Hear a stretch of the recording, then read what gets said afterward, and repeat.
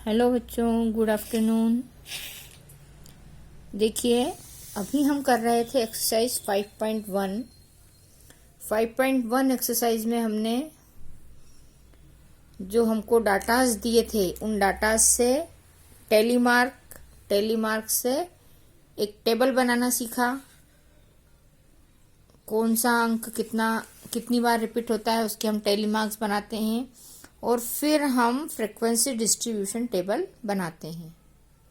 ठीक है, frequency distribution table बनाने के बाद हमने और आगे के क्वेश्चंस में ग्राफ बनाना सीखा।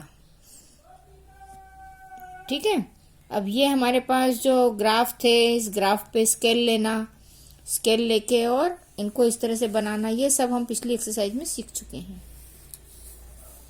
हमने ग्राफ का ये फायदा देखा कि ग्राफ बनाने से हमको कोई भी चीज सिर्फ एक डायग्राम देख के ही समझ में आ जाती है कि ये किस चीज का ग्राफ है और इसमें कौन सी चीज कम हो रही है, कौन सी चीज ज्यादा हो रही है, कोई चीज लगातार बढ़ रही है या कोई चीज लगातार कम हो रही है। ग्राफ के और भी कई प्रकार होते हैं, जैसे इसको हम बोलते हैं बार ग्राफ, एक होता है कर्व ग्राफ। अब हम आज एक नए ग्राफ के बारे में पढ़ेंगे। इस ग्राफ को हम बोलते हैं पाई चार्ट, सर्कल ग्राफ या पाई चार्ट। सर्कल ग्राफ में क्या होता है कि एक सर्कल बना होता है, उस सर्कल के अंदर जितनी भी चीजें हैं जिसके बारे में हम बात कर रहे हैं वो सारी चीजें उस सर्कल में दिखाते हैं। अब अभी मैं आपको बताती हूँ कि सर्कल ग्राफ किस तरह से बनाया जाता है, क्या क्या फायदे हैं इसको देखने से, और इसमें हम क्या क्या चीजें किस तरह से शो कर सकते हैं। सर्कल ग्राफ के नाम से ही पता चलता है कि इसमें हमें सबसे पहले एक सर्कल बनाना होगा और सर्कल बनाने के बाद जो डाटा हमारे पास हैं उन डाटा के उनके अकॉर्डिंग हम उसके अलग अलग पार्ट करेंगे। कभी हमको परसेंटेज दिया होता है, कभी किसी और रूप में सारी जानकारी दी होती है। उन सारी जानकारी को लेकर हम एक टेबल बनाएंगे। टेबल बना के और सारी कैलकुलेशन करने के बाद हम उसको अलग अलग पार्ट में डिवाइड करते हैं। हमारी जितनी भी जानकारी है, जो भी कुछ है, उसको इस सर्कल के अंदर हमको लेना होता है। अब देखिए, उदाहरण के लिए ये वाला जो आपको ग्राफ दे रखा है, इस ग्राफ में उन्होंने आपको क्या दिखा रखा है। इस ग्राफ में उन्होंने दिखाया है the time spend by a child during a day. एक दिन में कोई बच्चा अपने समय को किस तरह से खर्च करता है।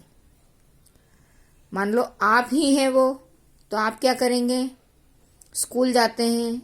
स्कूल जाने का टाइम आपका होता है 6 घंटे का। 6 घंटे जब स्कूल जाते हैं तो आप खेलते भी हैं। आपका खेलने का टाइम जो है वो 3 घंटे है। आप कोई दूसरे काम कर रहे हैं, अदर एक्टिविटीज, उसमें आपके अपने काम भी शामिल हैं। अदर एक्टिविटीज में आपका खाना पीना, तैयार होना, नहाना, सब कुछ शामिल है। इसके लिए आपने मान लो 3 घंटे खर्च किए हैं। फिर स्कूल से आपने होमवर्क लिया है या अपनी सेल्फ स्टडी कर रहे हैं, तो उसके लिए आपने 4 घंटे खर्च किए हैं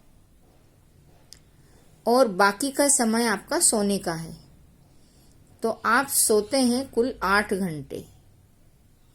इस तरह से आपका दिन पूरा कितने घंटे का होता है, दिन और रात पूरा मिला के 24 घंटे का। तो देखिए, 8 घंटे, 6 घंटे, 3 घंटे, 3 घंटे और 4 घंटे, कुल आपका 24 घंटे का समय इस तरह से अलग अलग कामों में व्यतीत हुआ है। इसको हमने इस ग्राफ से बताया है। इस ग्राफ को देख के आपको समझ में आ जाता है कि आप अपने दिन का सबसे बड़ा भाग सोने में लगाते हैं।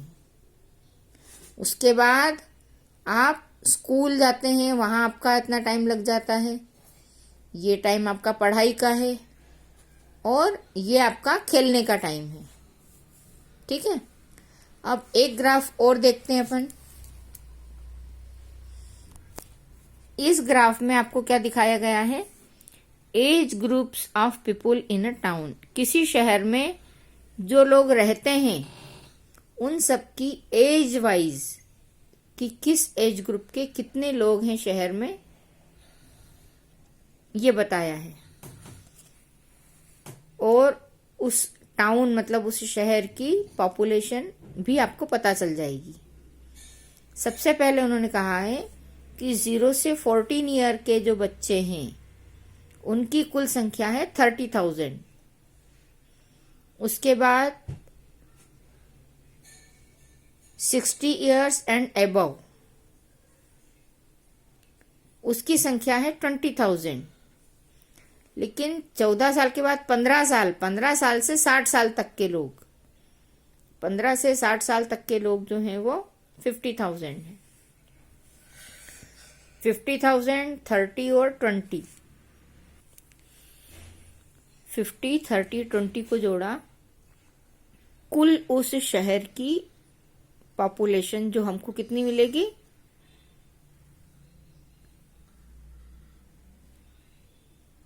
50 और 50, 50,000 और 50,000।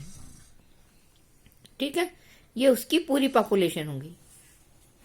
अब इसी तरह के हम और दूसरे सवाल पे आते हैं, और दूसरा ये भी देखते हैं कि ये जो ग्राफ बनाए हैं ये कैसे बनाए हैं। अब देखिए पहले वाला सर्कल देखते हैं हम, ये सर्कल ग्राफ, इसको कैसे बनाया गया है। देखिए इसका फॉर्मूला ये है, in the above graph the proportion of the sector for hours spent in sleeping, सोने में खर्च किए गए कुल घंटे हैं 8 घंटे सोता है, लेकिन एक दिन के कुल घंटे होते हैं 24।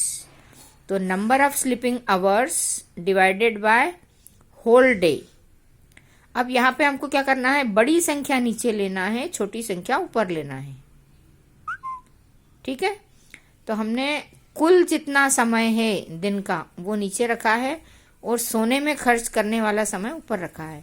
तो हमको मिला है 1/3। ठीक है, अब आपका ये जो है इसमें हम जो इसको पार्ट जो बनाते हैं, पूरा सर्कल है, इसमें जो पार्ट बनाते हैं इसको हम बोलते हैं सेक्टर। तो इस सर्कल का 1/3 मतलब 1/3 सेक्टर जो है स्लीपिंग के लिए हमको छोड़ना है, 1/3 सेक्टर। अब ये 1/3 सेक्टर कैसे निकालेंगे वो भी अपन देखते हैं अभी। अब अगला सेक्टर हमको जो बनाना है उसके लिए इन्होंने कहा है कि आप स्कूल में कितना समय बिताते हैं। स्कूल में बिताने वाला समय हमारा कितना है, 6 आवर। तो हम क्या करेंगे, number of school hours divided by whole day. तो 6 डिवाइडेड बाय 24, तो 1/4। तो अब इस सर्कल का 1/4 सेक्टर जो है, इसको सेक्टर कहेंगे हम, इतना सेक्टर हम स्कूल आवर्स के लिए छोड़ देंगे।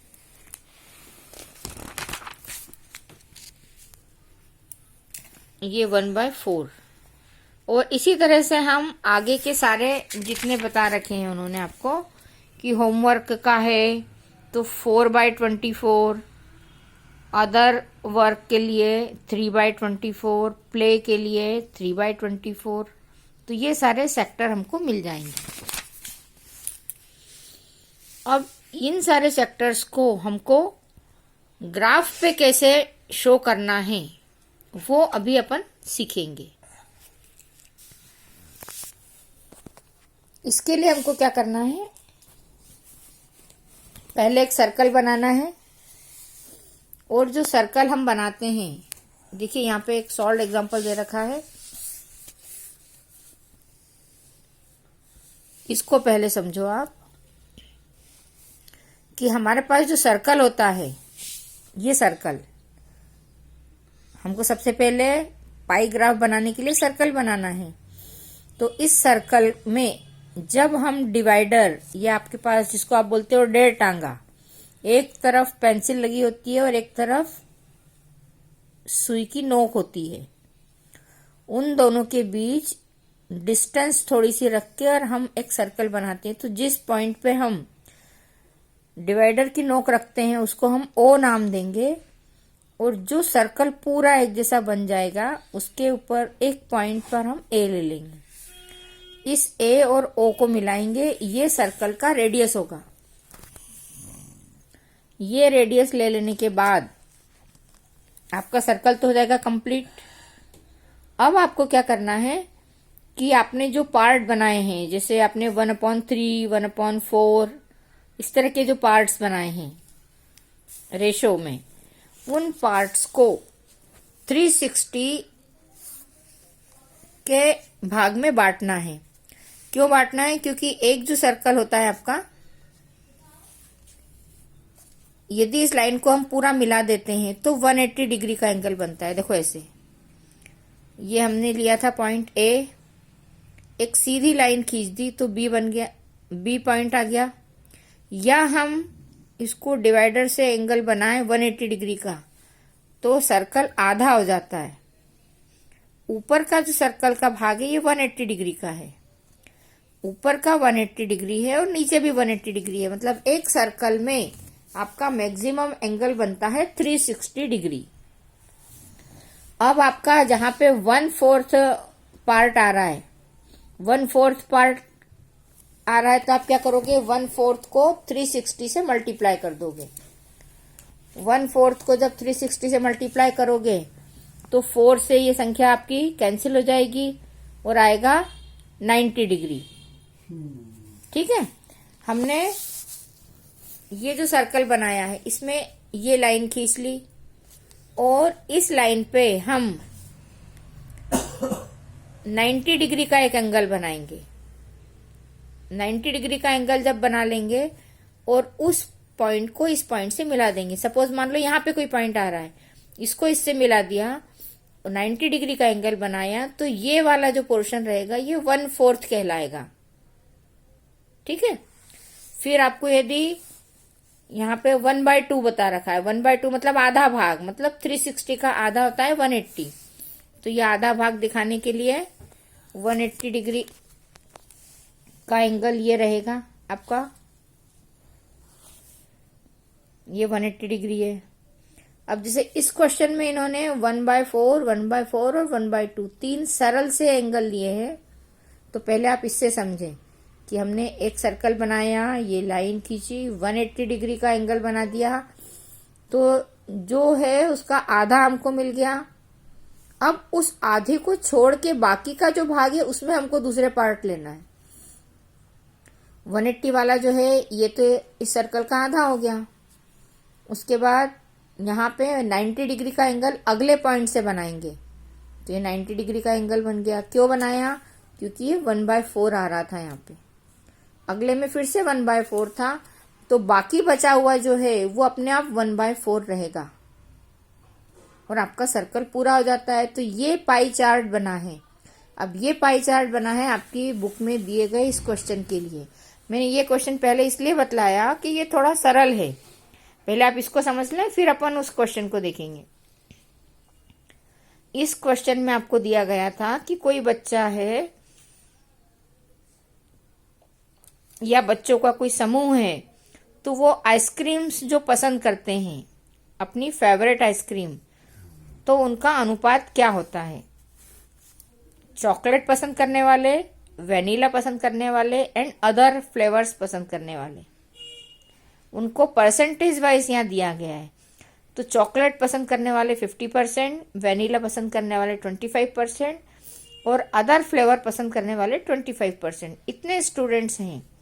अब स्टूडेंट्स चाहे कितने भी हों, परसेंटेज वाइज जब दिया है तो हम उसके परसेंटेज को इस तरह से हल करेंगे।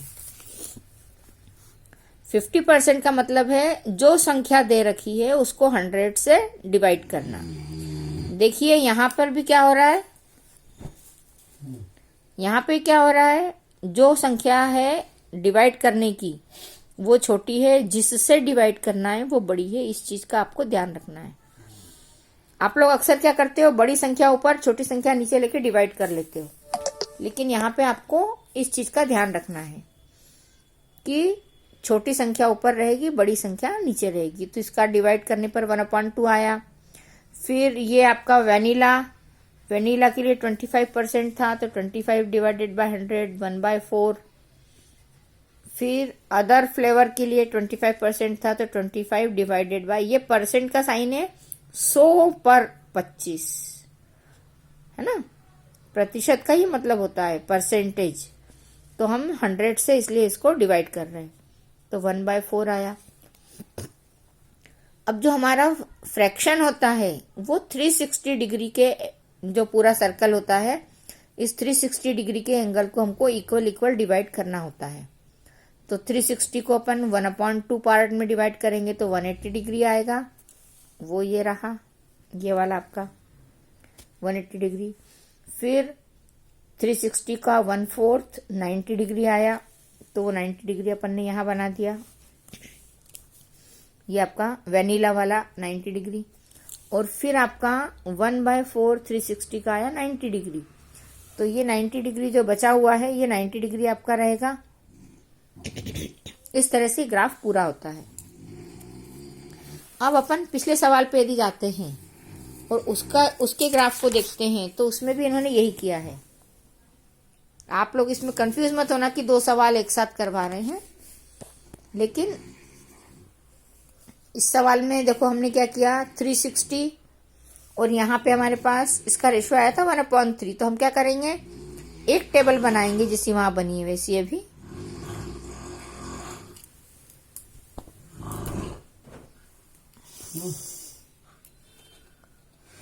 थ्री 360 को 1/3 से मल्टीप्लाई करेंगे, तो 360 को 1/3 से मल्टीप्लाई करने पे जितने डिग्री का एंगल आएगा वो एंगल हमने यहाँ पे बनाया है।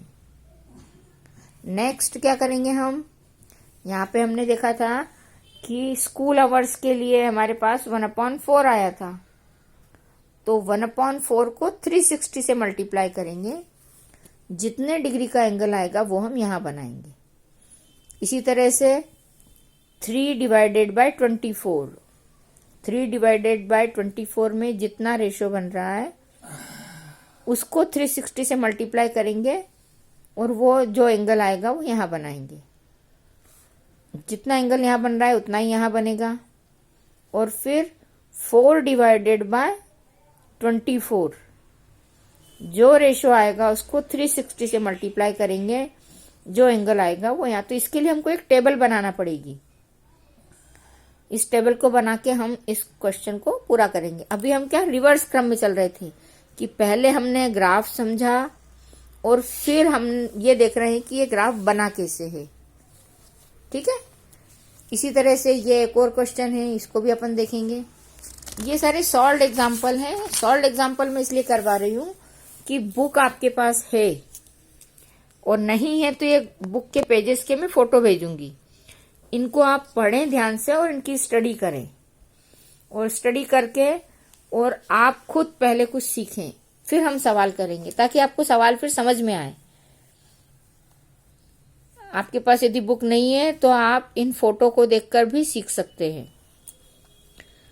देखिए एक और उदाहरण, आज मैं सिर्फ आपको एग्जाम्पल दूंगी और इस सब की स्टडी यदि आपकी हो जाएगी तो आप मुझे ओके लिख के भेजेंगे। सिर्फ प्रेजेंट मैडम नहीं, ओके मतलब आपने हमारा वीडियो देखा है और देख के ओके किया है, ताकि आपको समझ में आ रहा है कि आपने ये पूरा देख के और समझा है। और फिर मैं आपको अगले वीडियो में सवाल करवाऊंगी। अब देखिए यहाँ पे ये जो दिख रहा है 50%, 50%, मतलब जो है उसका आधा आधा। तो ग्राफ में हमने क्या किया है, हमारा जो सर्कल वाला ग्राफ है उसमें एक सर्कल बनाया, उसको हाफ कर दिया। हाफ करने के लिए आपको मालूम है, आपने ज्योमेट्री सीख रखी है कि बीच का जो पॉइंट होता है ये होता है इसका सेंटर। सेंटर से होके जाने वाली लाइन जिसको हम बोलते हैं डायमीटर। तो आप सेंटर से होके जाने वाली एक लाइन यदि बना देते हो सर्कल में तो आपका सर्कल 2 इक्वल पार्ट में डिवाइड हो जाता है। अब ये इक्वल पार्ट जो है, ऊपर वाला 50%, नीचे वाला 50%, ये 50% गर्ल्स का हो गया, ये 50% बॉयज का हो गया। यदि आपको ये परसेंटेज दिया है तो आप इस ग्राफ को इस तरह से बना सकते हैं। एक और बताया इन्होंने, ट्रांसपोर्ट टू स्कूल। अब सपोज किसी स्कूल में कोई बच्चे जाते हैं तो अलग अलग तरीके से जाते हैं। कुछ बच्चे ऐसे हैं जो स्कूल के कुछ पास रहते हैं तो पैदल जाते हैं। कुछ बच्चे ऐसे हैं जो बस या कार से जाते हैं, कुछ बच्चे ऐसे हैं जो साइकिल से जाते हैं। उन तीनों को परसेंटेज वाइज यहाँ पर बतला रखा है कि 20% साइकिल से आते हैं, 40% जो है वो बस या कार से आते हैं, बाकी बचे हुए ये जो है 70% हैं।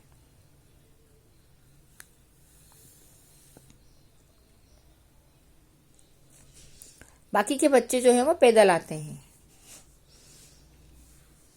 नहीं, 70% नहीं होगा, गलत छपा है।